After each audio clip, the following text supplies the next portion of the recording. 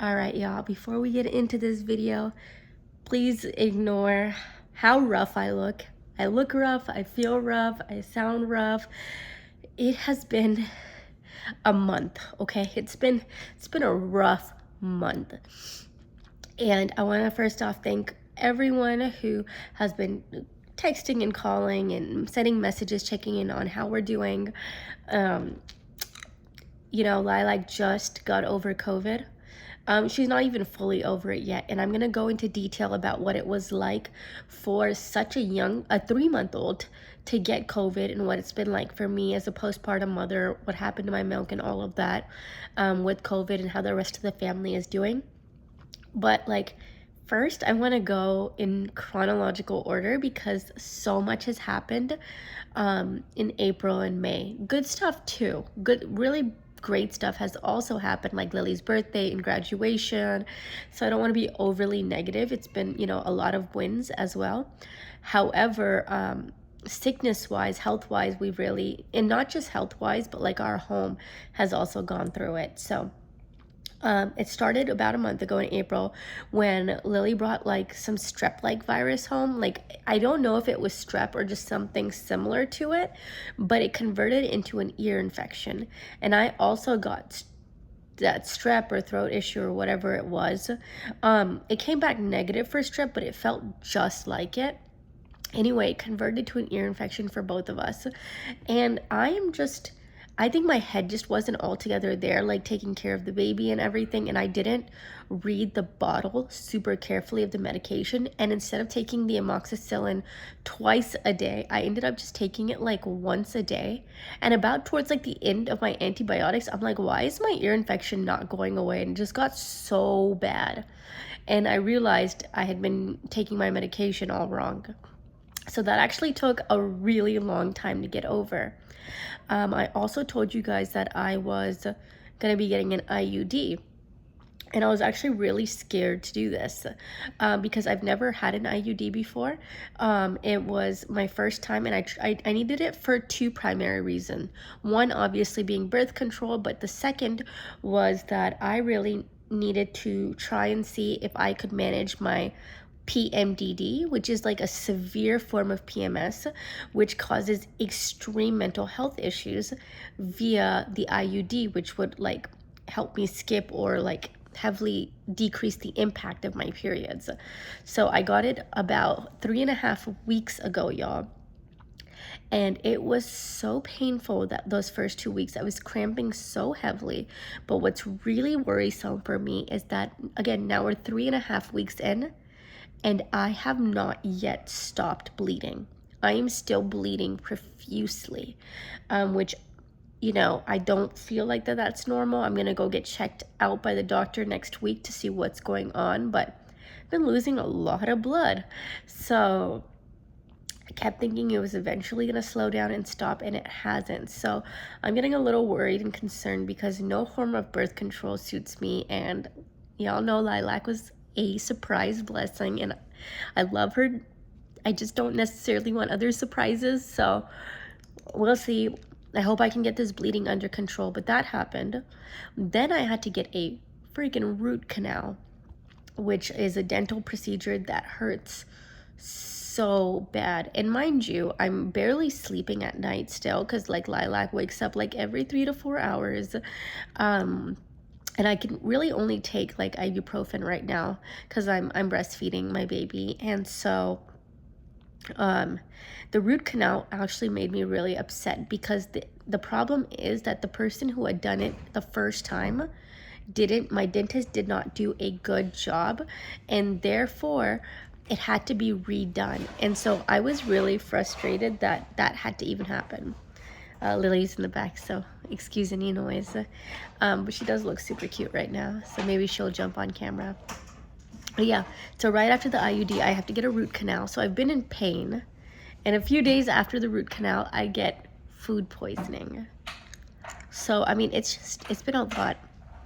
And then after that, we had a break-in our home. Well, actually, first, before that, there was a tornado in Houston. I'm sure you guys saw some of the footage or the images. A lot of Houston was out of power.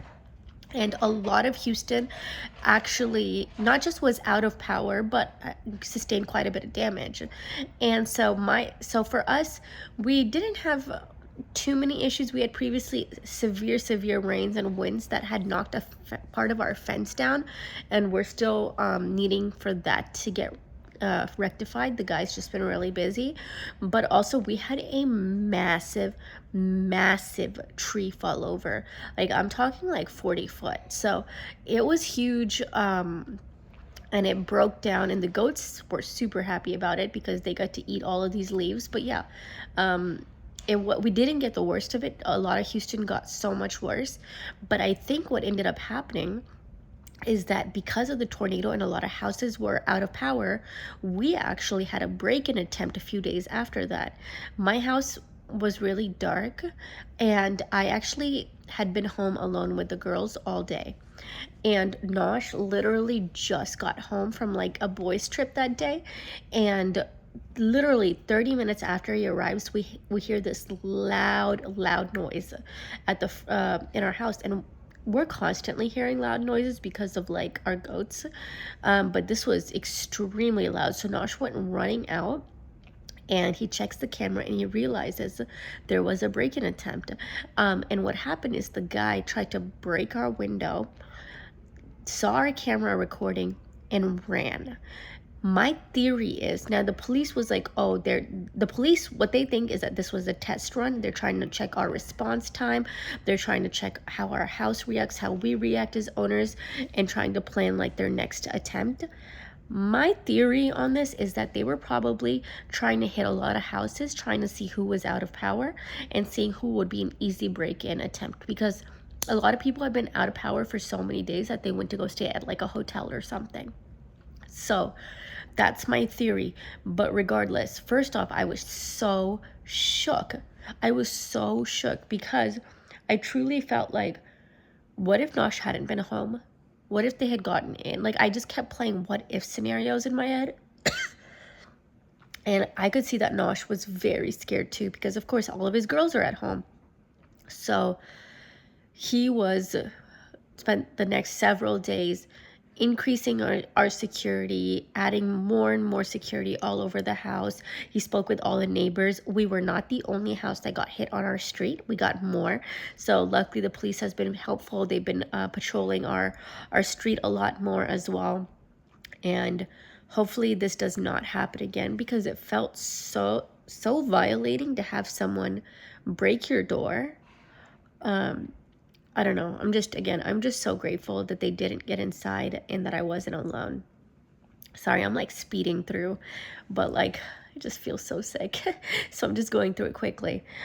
So all of that happened leading up to Lilac getting COVID, which, how did I know? She was burning up with fever. She was really hot, and she was like moaning in pain, going like, ugh, for like the entire night. And so the next day we ran her over to the pediatrician's office, and she was just in really bad shape, poor baby.